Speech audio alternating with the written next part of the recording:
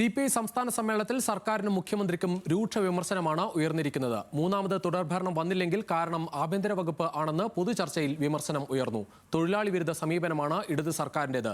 CPI പക്ഷപാതം കാണിക്കുകയാണെന്നും പ്രതിനിധികൾ വിമർശിച്ചു. അർജുൻ ചേരുന്നു കൂടുതൽ വിവരങ്ങളുമായി. അർജുൻ, രാഷ്ട്രീയ റിപ്പോർട്ടിൽ വിമർശനമില്ല, പക്ഷേ പ്രതിനിധികൾ വിമർശനം കടുപ്പിക്കുകയാണ്.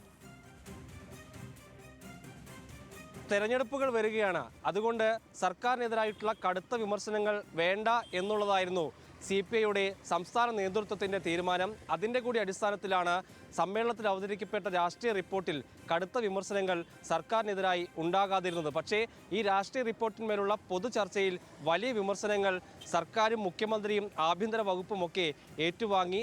അടിത്തട്ട് തൊട്ട് മുകൾ തട്ട് വരെ ക്രിമിനൽ സ്വഭാവമുള്ള പോലീസ് ഉദ്യോഗസ്ഥർ ഉണ്ടെന്നുള്ളതായിരുന്നു ആഭ്യന്തര വകുപ്പിനെതിരായിട്ടുള്ള പ്രധാനപ്പെട്ട വിമർശനം. അതിൻ്റെ ഏറ്റവും വലിയ തെളിവായി ADGP MR അജിത് കുമാറിനെ ചിത്രീകരിക്കുകയും ചെയ്തു പൊതുചർച്ച.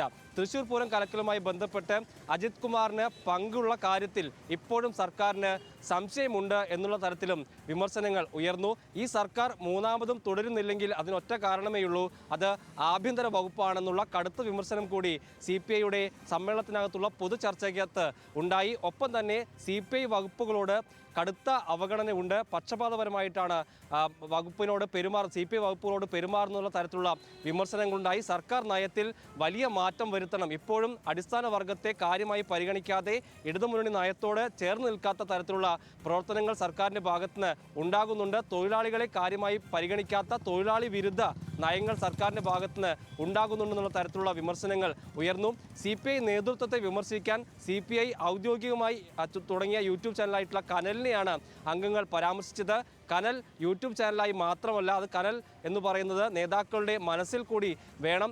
പ്രവർത്തകരും നേതാക്കളും ഒക്കെ ഇപ്പോൾ വലിയ രീതിയിലുള്ള നിരാശയും അവർക്ക് വലിയ അലസതയും ഒക്കെ ഉള്ള കാലഘട്ടമാണ്. അതുകൊണ്ട് തന്നെ ഈ രീതിയിൽ തുടർന്നു കഴിഞ്ഞാൽ അത് പാർട്ടിക്ക് വാർദ്ധക്യം ഉണ്ടാക്കുമെന്നുള്ള തരത്തിൽ വരെ വിമർശനങ്ങൾ ഉയർന്നു. പക്ഷേ ഈ വിമർശനങ്ങളോട് മറുപടി പറയേണ്ട ദേശീയ എക്സിക്യൂട്ടീവ് അംഗം പ്രകാശ് ബാബു വലിയ രീതിയിലുള്ള മറുപടി ആ തരത്തിൽ നടത്തിയിട്ടില്ല എന്നുള്ളത് ശ്രദ്ധേയമാണ്. ഈ പരാമർശങ്ങൾ, ഈ വിമർശനങ്ങൾ ചൂണ്ടിക്കാണിക്കാത്ത തരത്തിലുള്ള മറുപടിയാണ് അദ്ദേഹത്തിൻ്റെ ഭാഗത്തുനിന്ന് ഉണ്ടായത്. സംഘടനാ റിപ്പോർട്ടിന്മേലുള്ള മറുപടി നാളെയാണ് CPI സംസ്ഥാന സെക്രട്ടറി ബിനോയ് വിശ്വം പറയുക. അദ്ദേഹം എന്തെങ്കിലും ഇക്കാര്യത്തിൽ പറയുമോ എന്നുള്ളതാണ് ഇതിന് പ്രധാനപ്പെട്ട കാര്യം. നാളെ പുതിയ നേതൃത്വത്തെ CPI തീരുമാനിക്കുകയാണ് സമ്മേളന കാലയളവിൽ. അതേ സമയത്ത് തന്നെ ബിനോയ് വിശ്വം വീണ്ടും CPI സംസ്ഥാന സെക്രട്ടറിയായി തുടരാനുള്ള സാധ്യത തന്നെയാണ് നിലനിൽക്കുന്നത്.